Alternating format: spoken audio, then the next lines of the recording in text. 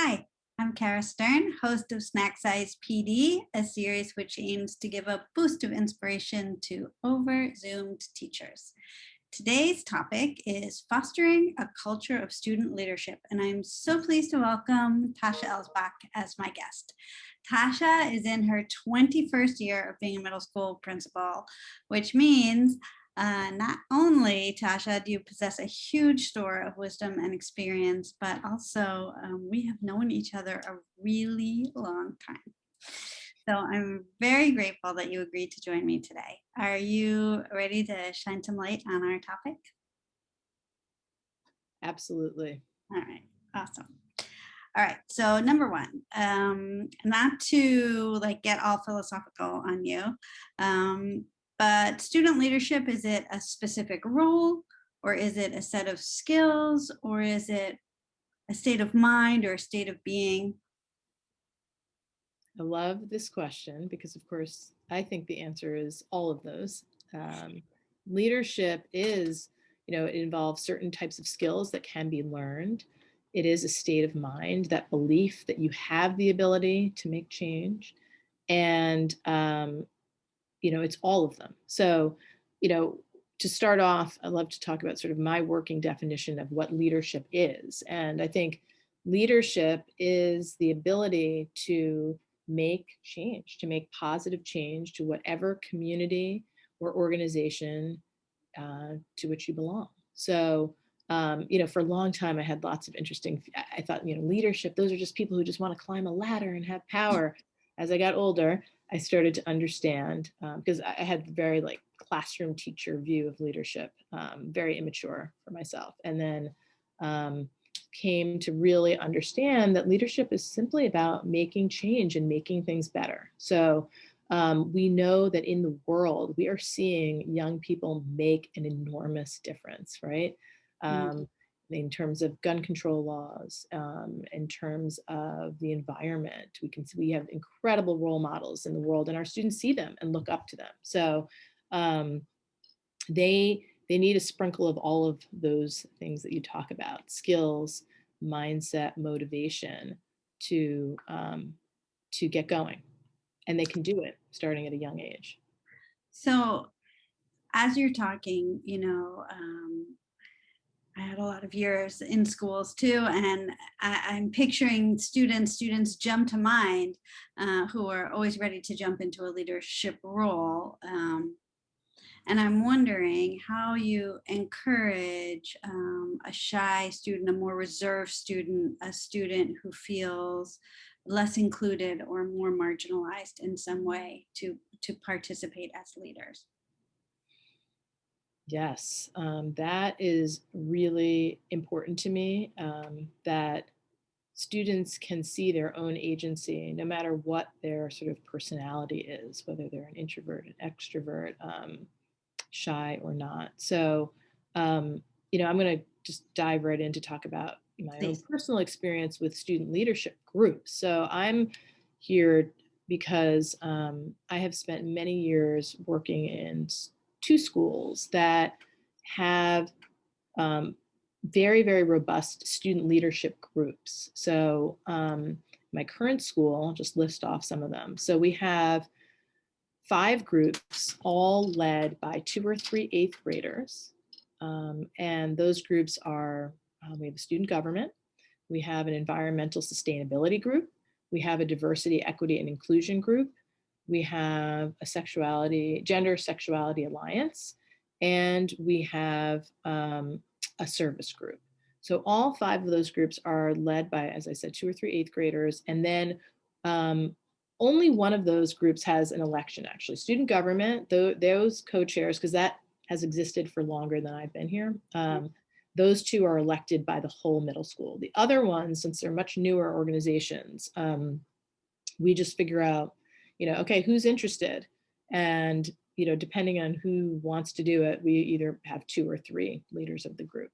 But then beyond that, we invite all the students in the middle school, 5th through 8th grade, to join the group that they want to be a part of. It's not required, but they can join. And so what I have found is that, right, all different personalities, shy kids, kids who see themselves as, leading the group in the future, join.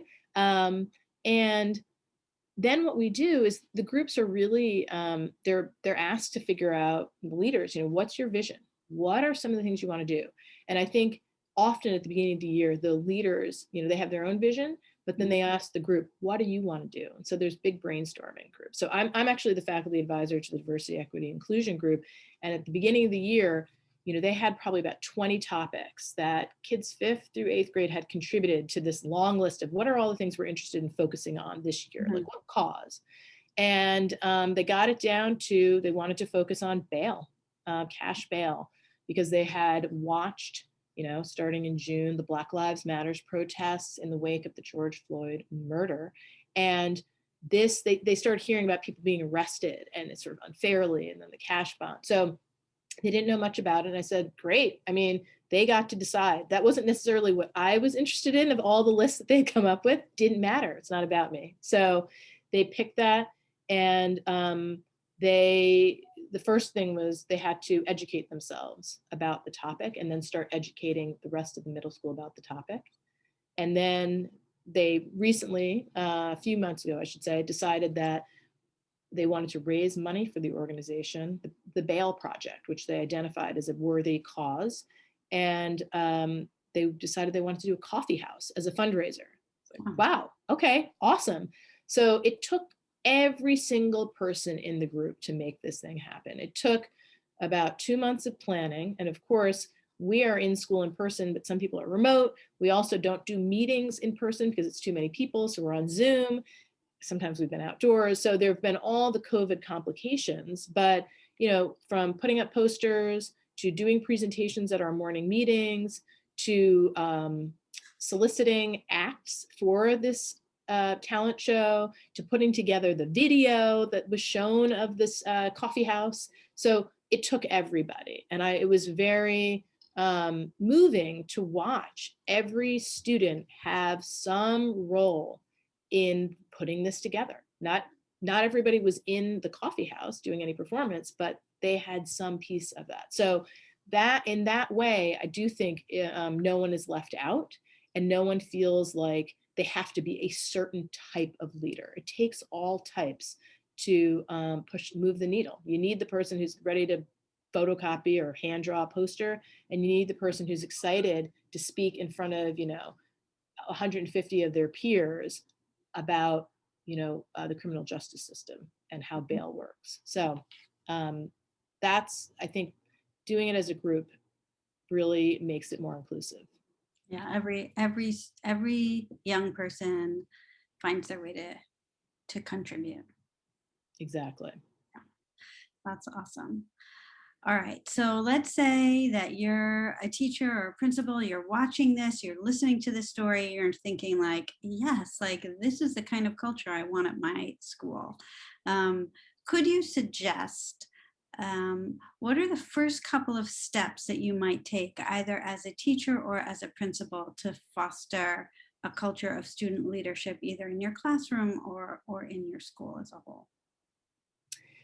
So I'll start with the classroom teacher. The classroom can be a world unto itself, and classrooms have their own culture. And I think that teachers have enormous capacity to create a strong culture of student voice mattering. So, starting from sort of how you teach, do you use project-based learning? Do you have opportunities for students to do research on a topic of their own choosing so that they find something that they're passionate about? I think it's, igniting the excitement in students and getting students to really care about what they're doing. And project-based learning, the collaborative group work helps them develop the skills that they're going to need to make change, and project-based learning is not easy. Group work is not easy. And so, designing it so that there are assigned roles.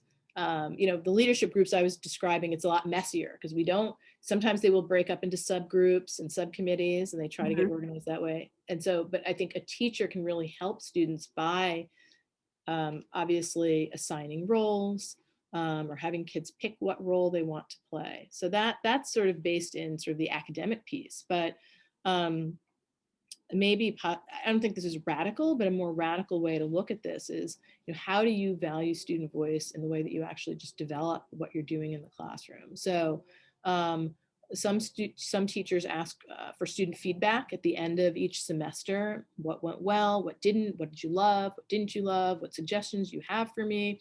But a lot of teachers don't do that, I don't think. So I always wanted to know that when I was a history teacher, and I loved reading those letters, and I hope that I created a culture where kids felt like they could criticize me. That's one of the challenges of that, because sometimes students feel like it might affect their grade. So you can do it anonymously, but also you could build it in more frequently and have kind of a circle time and say what's working in the class. It might not just be about the curriculum, but it might, some of the feedback that comes up could have to do with the culture amongst the students, and does everyone feel comfortable talking? And so I think that's one way of building student leadership just in a classroom.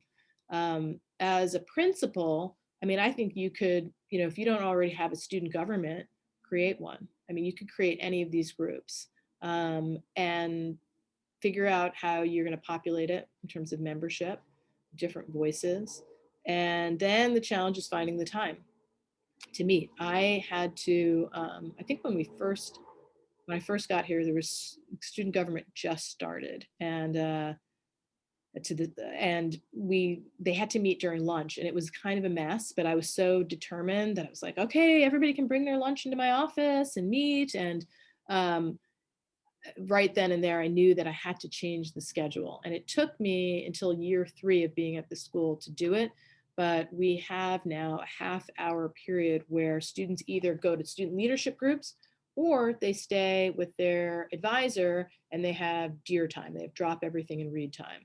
Because I didn't want student leadership groups to be required, which to me is completely, not the point. The point is it should be something that you care about and want to do. I don't want to force anybody to do it. I think it's fine if you don't want to do it. So, we have a good number of kids in each group, but we also have a good number of kids who stay and do DEAR time. So I do think time is always the challenge, but I think that principals can, have kids bring their lunch to your office and do it during lunchtime. So there's that. So it's create the group, find the time, and then it's about, somehow decentering yourself. Mm-hmm. You really want students' ideas to be setting the agenda. It shouldn't be the adult setting the agenda. You want to set the parameters a bit, saying, hey, what I've said to my student leadership groups is that you have, the charge of whatever your group is named, like DEI, the diversity, equity, inclusion group. That's part of your mission, is to be focused on those topics around social justice. But you have, and they get very into projects. I'm like, great, that's fun, and community building events, which is awesome. I mean, it really shapes the culture of your school. It changes things completely, I've found. But the other thing is I've told them they have an educative role. So like the environmental sustainability group, they need to be coming to our morning meetings and doing presentations about things that matter, whether it's telling us to recycle or telling us about, some law that just changed that's good for the environment or bad for the environment. We want them to raise awareness. So figuring out how you, as leader of a school, empower their voices. What matters to them? What's on their mind? What is it? It could be, a lot of schools deal with bullying. Maybe they want to address that, or maybe it's something outside of the school. So, and maybe you can create 2 prompts, like what are the things that you want to work on within the school, and then what issues kind of going on in our community, whether it's your town, your city, the nation, internationally, do you want to focus on? So